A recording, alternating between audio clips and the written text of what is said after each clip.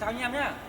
Mình giới thiệu với anh em đây là cái máy ép bóc CNC trên bản E5012 của hãng Euromotech. Cái phân khúc cao cấp RB CNC của mình nhé. Hiện tại ở trên thị trường bây giờ là chỉ có duy nhất đơn vị mình là công ty Thành Dũng là có phân phối ở trên thị trường cái này. Anh em xem này, phần mềm là Việt hóa hoàn toàn, ạ, hoàn toàn là Việt hóa. Tôi giới thiệu qua cho anh em cái giao diện nhé. Đây ạ, các hệ nhôm này chúng ta có thể đặt tên các hệ nhôm khi mà chúng ta cài đặt xong. Tôi lấy ví dụ như là cái hệ này, tôi xóa đi nha, tôi đặt tên mới này, tôi đặt tên nó là sinh pha cánh cửa đi, đúng không? Cánh cửa đi, ok, enter. Đây một số thông số này tí nữa tôi sẽ chỉ anh em sau, mà đây là tôi chỉ qua trước nha. 1000 này, đây nó là 10 năm này, enter này. Và nếu mà như tôi chọn tự động và tôi ép cái hệ này, tôi chỉ cần bấm vào đây. Cũng tương tự như vậy nếu tôi chọn hệ khác. Bất cứ một cái hệ nào chúng ta cài đặt chúng ta có đều xử lý rất là nhanh. Có thể nói là trong nháy mắt anh em nhé. Trong nháy mắt. Đây tôi ví dụ là sinh pha cửa đi đây. Và tôi sẽ thử cho anh em xem nhé.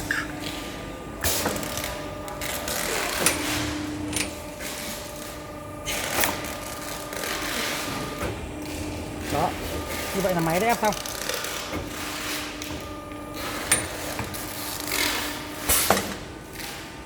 Tương tự như vậy tôi chọn hệ khác. Tôi lấy ví dụ như là một cái mã là PMA đi. Tôi đặt tên nó là PMA cánh cửa đi nhá.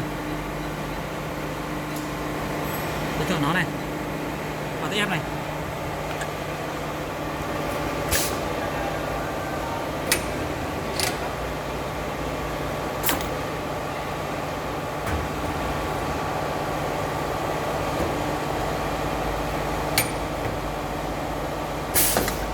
Cũng tương tự như vậy, tôi sẽ chọn một hệ khác.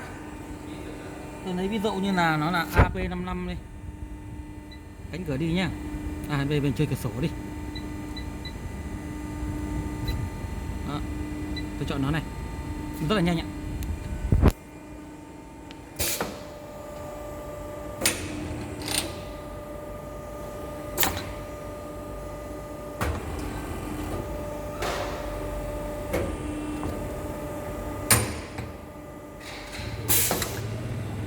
Đó là thao tác máy. Còn bây giờ là căn chỉnh như thế nào? Là máy có chế độ căn chỉnh riêng biệt. Ví dụ chúng ta chuyển sang chế độ căn chỉnh này, em quay rõ cho người ta xem này. Căn chỉnh này. Ví dụ tôi căn chỉnh một cái hệ mấy nguyên đi, nó là của hãng nào nổi tiếng nhỉ? Cho Grando đi nhỉ, Grando 5 năm đô thành cho bách nhỉ. Đây ví dụ. Nó là 1050 là cái số mà tôi đã cái số này tôi chỉ thử đây anh em nhé. Đây là 29 đi. Ok. Máy bên này nó nhận. Ok. Ở cái chỗ chế độ căn chỉnh thì anh em chỉ cần nhẫm chân vào bàn đạp ga một cái thôi là máy sẽ chạy ngay, để cho anh em có thể rảnh tay và rảnh chân để đi lại để thao tác, để căn chỉnh. Tôi cứu cái này.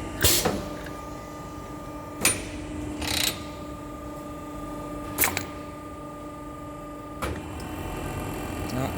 Chân tôi là tự do rồi, tôi phải đi lại thoải mái, lấy nhôm tôi căn chỉnh, tôi làm gì đó rất là thoải mái, ok chưa? Đó, và máy nó giữ nguyên vị trí cho chúng ta đặt cây ke vào đây. Rất tiếc là không có cây ke nào đây nhỉ. Anh Nguyễn Văn Đô có cây ke nào để cho tôi mượn một cái ke để tôi demo cho anh em không? Có cần thiết phải ke không? Trong phòng mình ạ. Cứ cho một cái ke đây đi. Đó. Máy vị trí dao này, vị trí lưỡi gà này, bít tông định vị phôi này, nó đều ở nguyên vị trí để cho chúng ta thoải mái căn chỉnh. Bây giờ chúng tôi giả dụng là tôi căn chỉnh cái này nó xong rồi đi. Thì anh em nhìn này, 1050 và 19 tôi sẽ chuyển lên đây. Tôi lấy ví dụ như là Grando 5 năm đi, GD 5 năm, enter. Số này 1050 19 này, enter. và tôi bấm vào thực thi. Ok, như vậy bây giờ chúng ta sẽ ép là cái hệ 5 năm của Đô Thành đây. Để cho máy về vị trí cũ thì chúng ta bấm nút reset một cái thôi nhá. Đó, máy sẽ về vị trí như lúc vị trí ban đầu. Ok, bây giờ chúng tôi sẽ ép cái hệ nhôm, nó là ví dụ là D55 của Đô Thành này. Ok chưa?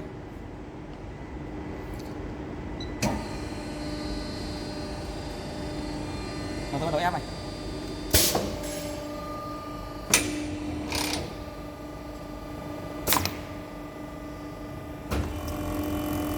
Đó, đây nó sẽ đúng như vị trí mà anh em mình vừa chỉnh xong.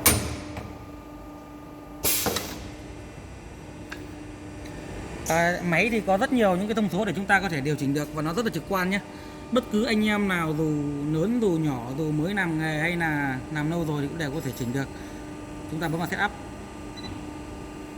Tôi đặt mật khẩu là để cho anh em, ví dụ anh em thợ mà không quen khi mình dùng máy là không thể chỉnh được. Vì là chỉnh là chỉnh theo cái người biết làm. Người biết làm chỉnh rồi thì sẽ cứ ok thôi. Chứ chỉnh nhiều quá thì thành ra cái máy nó lại chạy không đúng nữa.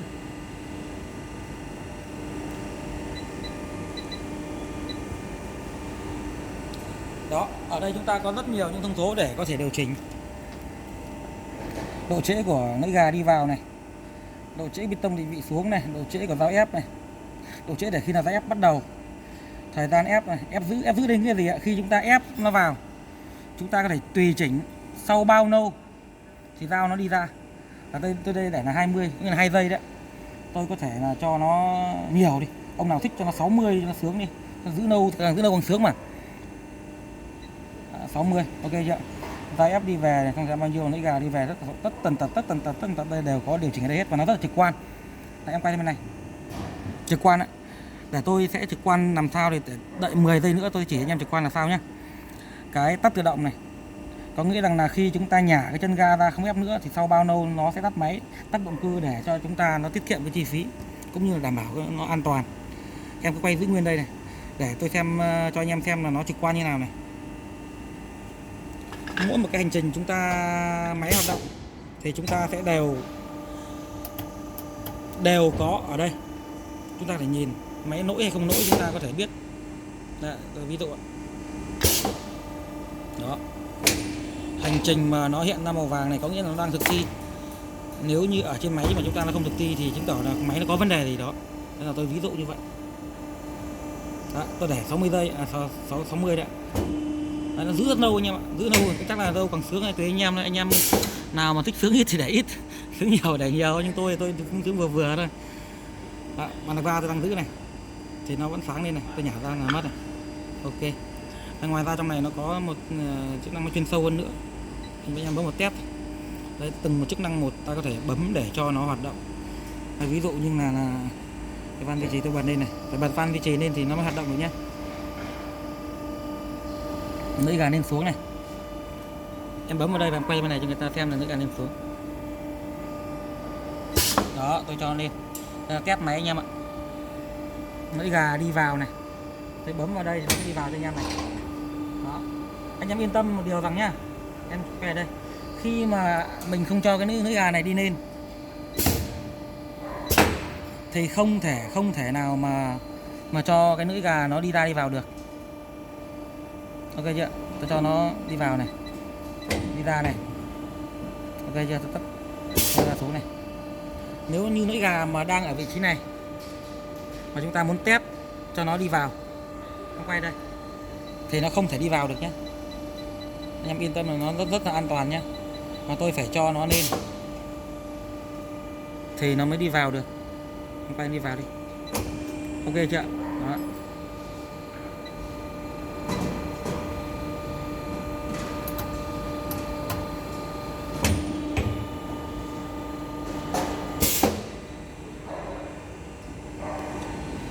Ngoài ra tôi muốn giới thiệu cho anh em qua về cái phần điện nhé.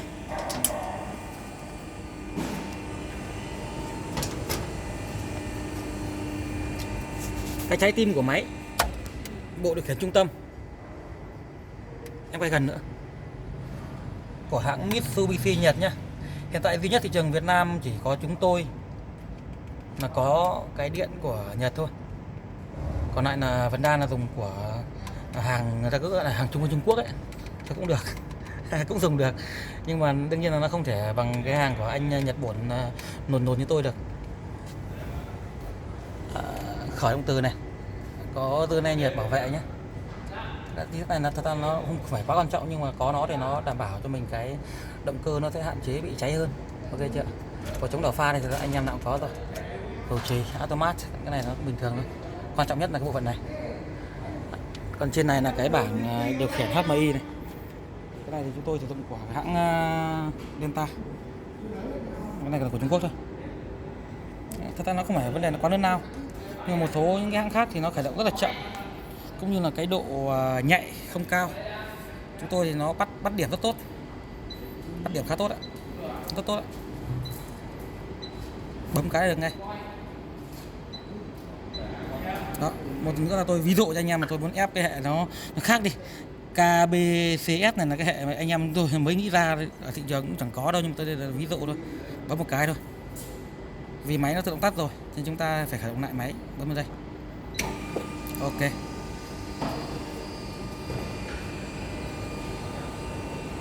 Và tôi sẽ ép thử cho anh em xem nhé.